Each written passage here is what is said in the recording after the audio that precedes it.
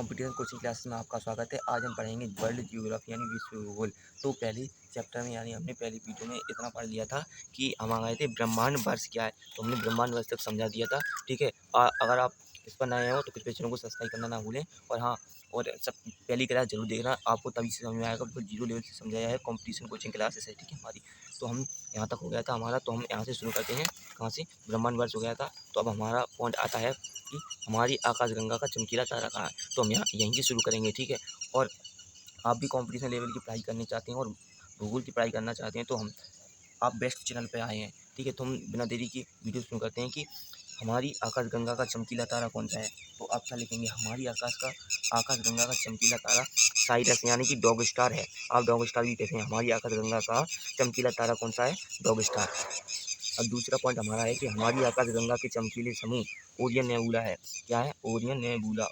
हमारी कोई पूछ ले तो हमारी आकाशगंगा का चमकीला समूह है ओरियन नेबुला।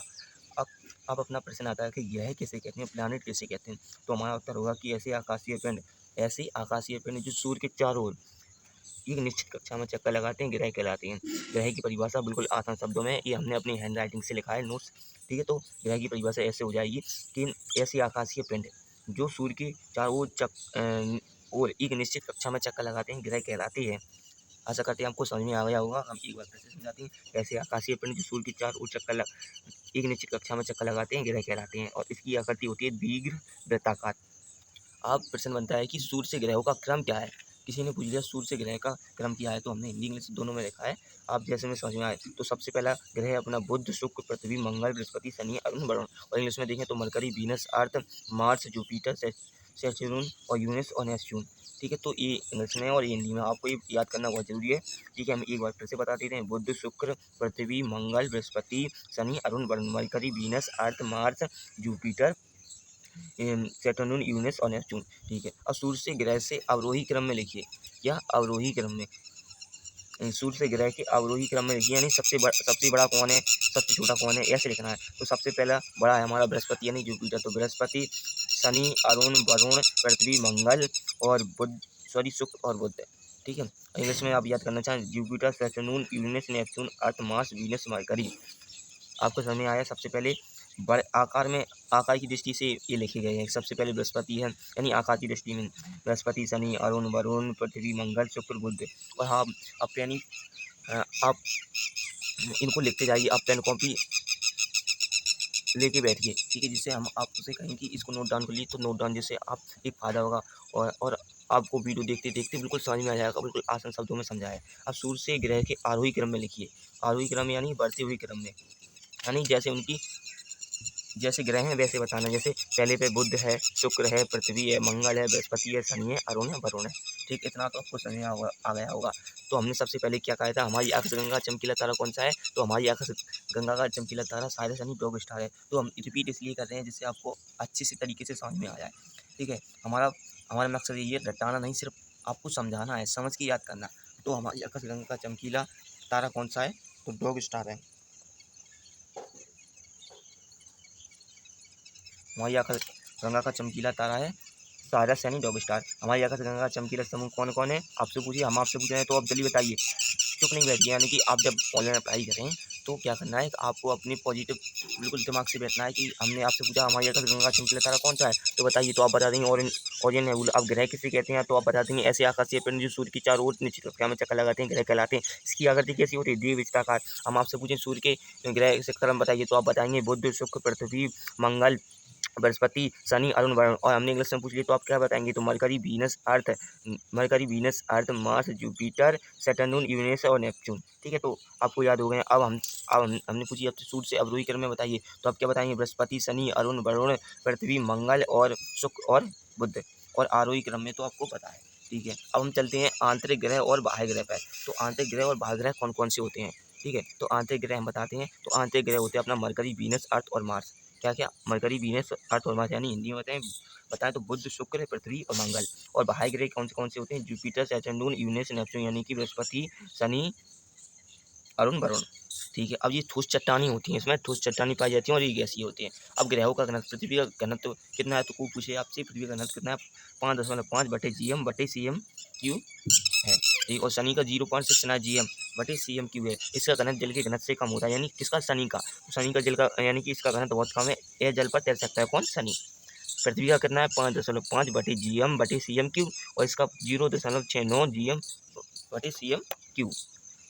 अब चलते हैं हम जल का घनत्व। जल का घनत्व कितना होता है, 1 GM बटे CM क्यू। अब चलते हैं हम ग्रहों की गति पर, यानी मोशन ऑफ प्लानिट। अब ग्रहों की गति बहुत ही इंपॉर्टेंट है, तो हम आपको बताते हैं ग्रहों की गति। अब ग्रहों की गति दो प्रकार की होती है, कौन कौन, घूर्णनकाल और परिक्रमण काल। तो घूर्णनकाल को कहते हैं रोटेशन मोशन, और परिक्रमण काल को कहते हैं रेवोल्यूशन मोशन।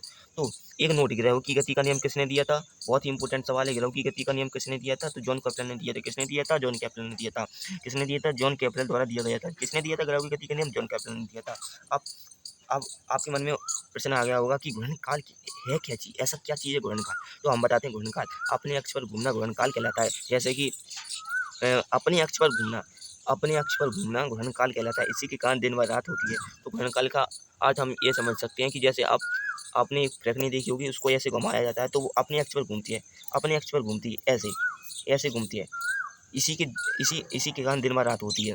ठीक है, आप आपको आशा करते हैं आपको समझ में आ गया हो कि घूर्णनकाल किसे कहते हैं, अपने अक्ष पर घूमना घूर्णनकाल कहलाता है। इसी के कारण दिन व रात होती है। अब परिक्रमण काल क्या है, तो परिक्रमण काल हम समझाते हैं, सूर्य के चारों ओर गति करना परिक्रमण काल कहलाता है। यह ऋतु परिवर्तन का कारण है। तो इसका उदाहरण यह है कि सूर्य के चारों ओर गति करना, यानी कि जैसे हम अ, एक जैसे हम एक रस्सी लें और रस्सी में एक हम पत्थर बांधे और पत्थर को ऐसे ऐसे घुमाएं, ऐसे घुमाएं पत्थर को, तो वो हमारा भी चक्कर लगा रहा है, वो अपनी धुरी पर भी घूम रहा है। यानी इसी को तो परिक्रमा काल कहते हैं। सूर्य के चारों, जैसे हम मान लो उदाहरण के लिए हम सूर्य हैं और हमने एक रस्सी ली, रस्सी में एक पत्थर बांधा, रस्सी के सारे हमने पत्थर को ऐसे घुमाया, तो सूर्य हम हो गए और ग्रह वो पत्थर हो गया। तो समझ में आ गया कि सूर्य के चारों ओर, यानी कि वो हमारे चक्कर काट रहा है। और ऐसे ही तो परिक्रमा काल है, सूर्य के चारों ओर गति करना। सूर्य के जैसे हमारे ग्रह करते हैं सभी, जैसे बुध शुक्र सभी जो भी ग्रह हैं सब सूर्य के चक्कर लगाते हैं। तो आपको समझ में आ गया होगा, सूर्य के चारों ओर गति करना ही परिक्रमा काल कहलाता है, ऋतु परिवर्तन का कारण है। तो सबसे पहले हमने क्या पढ़ा था, आंतरिक ग्रह। अब भूल तो नहीं गिना, हम रिवीजन इसलिए कराते हैं कि आपको वीडियो देखते देखते याद हो जाए।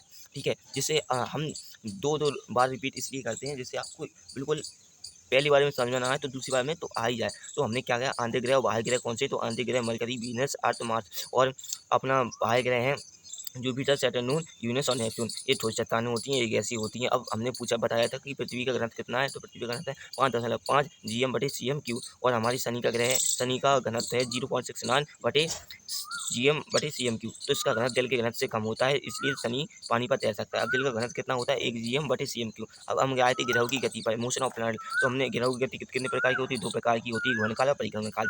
अब घूर्णनकाल नोट, ग्रहों की गति का नाम नियम किसने दिया, जल्दी बताइए, ग्रहों की गति का नियम किसने दिया था, जॉन केपलर ने दिया था। ठीक है, आपको याद है कि नहीं। अब हमने पूछा था घूर्णनकाल क्या है, तो हमने पहले समझा दिया कि घूर्णनकाल क्या है, तो अपने अक्ष पर घूमना ही घूर्णनकाल कहलाता है। इसी के कारण दिन भर रात होते हैं। हमने पूछा था परिक्रमण काल क्या है, तो परिक्रमण काल आप क्या बताएंगे, बताइए बताइए, परिक्रमण काल किसे कहते हैं। तो आप लिखेंगे सूर्य के चारों चक्कर लगाने वाले, सूर्य के चारों गति करना ही परिक्रमण काल कहता है, ऋतु परिवर्तन का कारण है। ठीक है, तो आज की वीडियो में इतना ही। हम मिलते हैं अगले अच्छे ऐसे ही टॉपिक के साथ। जब तक के लिए कॉम्पिटिशन कोचिंग क्लास को सब्सक्राइब करना ना भूलें। हम ऐसे ही टॉपिक आपके लिए लाते रहेंगे।